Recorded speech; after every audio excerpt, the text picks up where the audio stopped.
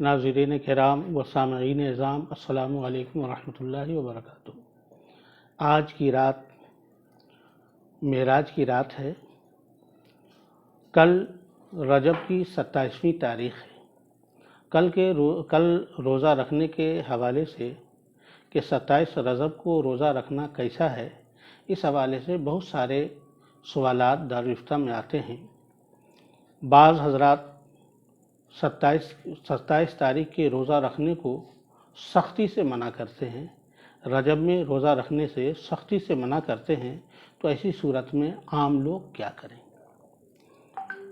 تو اگر آپ شریعت کا اصول اپنے ذہن میں رکھیں گے تو 27 تاریخ کے روزے کا کیا حکم ہے، اس کا سمجھنا بہت آسان ہو جائے گا۔ عبادت کے تعلق سے شریعت نے ہمیں کچھ اصول اور ضوابط عطا کیے۔ مثلا نماز میں شریعت نے ایک اصول دیا کہ 3 اوقات مکروہ ہیں جس میں آپ نماز ادا نہیں کر سکتے۔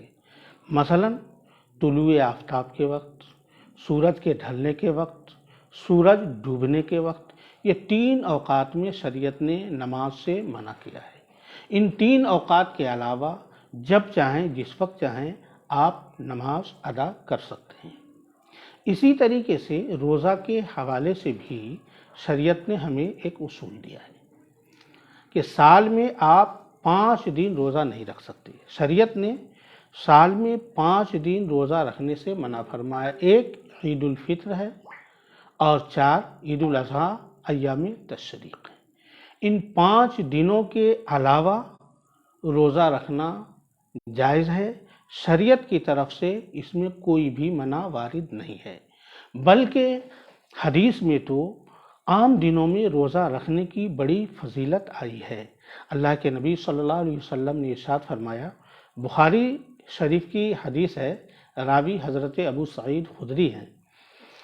اللہ کے نبی ارشاد فرماتے ہیں، من صام یومن فی سبیل اللہ بعد اللہ وجہہ عن النار 70 خریفا۔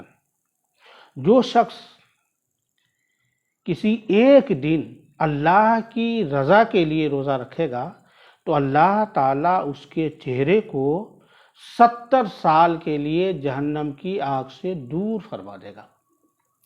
اور دوسری حدیث میں ہے، من صام یومن فی سبیل اللہ زحزح اللہ وجہہ عن النار بذالک الیوم 70 خریفا۔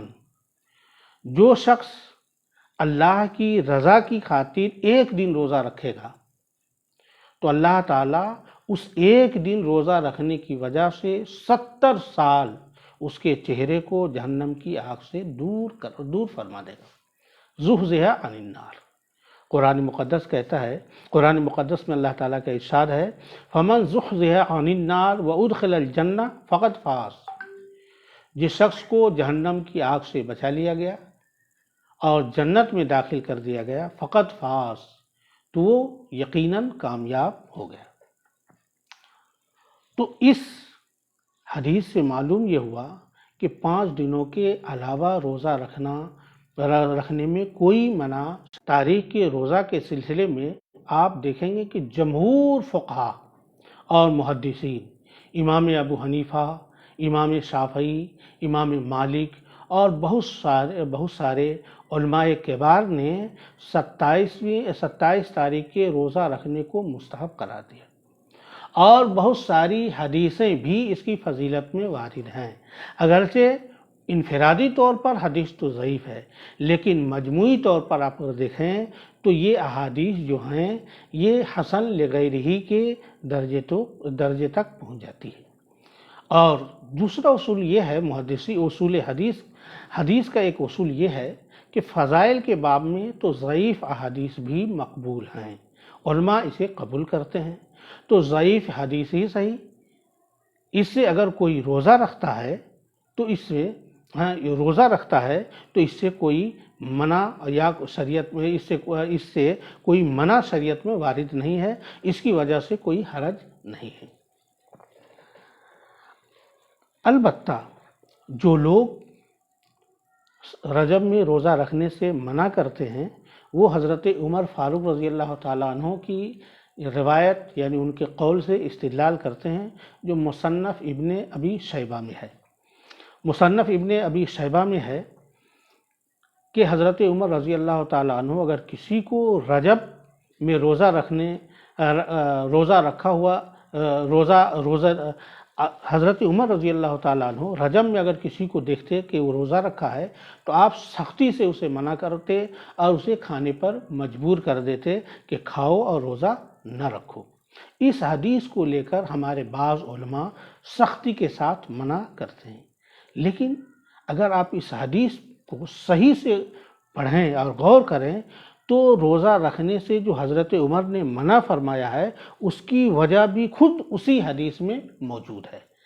उसी हदीस का आखिरी टुकड़ा है काना युअज़्ज़िमुहु अहलुल जाहिलिया, कि ये लोग यानी रजब के रोज़े में एहतमाम इसी तरह करते थे कि जिस तरह रोज़ा के रमज़ान के रोज़े का एहतमाम करते थे। ज़माने जाहिलियत में जिस तरीके से रजब का एहतमाम था उसी एहतमाम की तरह से उसी एहतमाम के साथ लोग रोज़ा रखते थे। तो ज़माने जाहिलियत की मुशाबहत और ज़माने जाहिलियत की आदतों अतवार की वजह से हज़रत उमर ने सख्ती से मना फरमाया, फी नफ्से ही रोज़ा से मना नहीं फरमाया। इस हदीस की तशरीह में शेख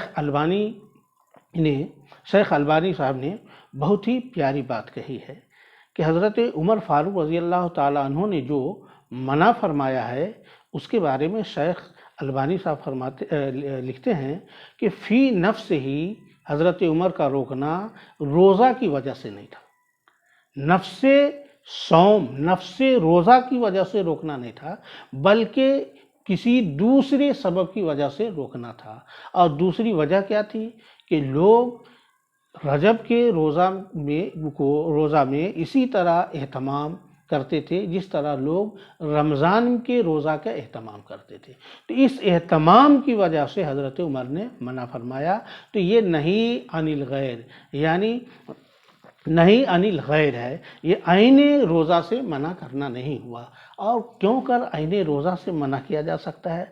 बताइए कि आईने रोज़ा यानी रोज़ा रखना तो फी नफ्सी इबादत है, और इबादत से कौन मना कर सकता है कि इबादत से सिर्फ शरीयत में जहाँ माना वारिद है वहीं इबादत नहीं कर सकते। उसके अलावा शरीयत की तरफ से आम इजाज़त है कि नफल रोज़ा आप रख सकते हैं। लिहाजा आपने सुना कि 27वें तारीख़ के सिलसिले में भी हमारे जमहूर फ़ुक़हा मुहद्दिसीन की राय यही है कि रोज़ा मुस्तहब है, मना पर कोई दलील मौजूद नहीं है। लिहाजा हज़रत उमर से जो लोग इस्तिदलाल करते हैं ये दुरुस्त नहीं है, क्योंकि हज़रत उमर का मना करना ये रोज़ा की वजह से नहीं था बल्कि ज़माने जाहिलियत की मुशाबहत इख्तियार करने की वजह से था। लिहाजा कल 27 तारीख को जिसे चाहें जो चाहें वो रोज़ा रखे।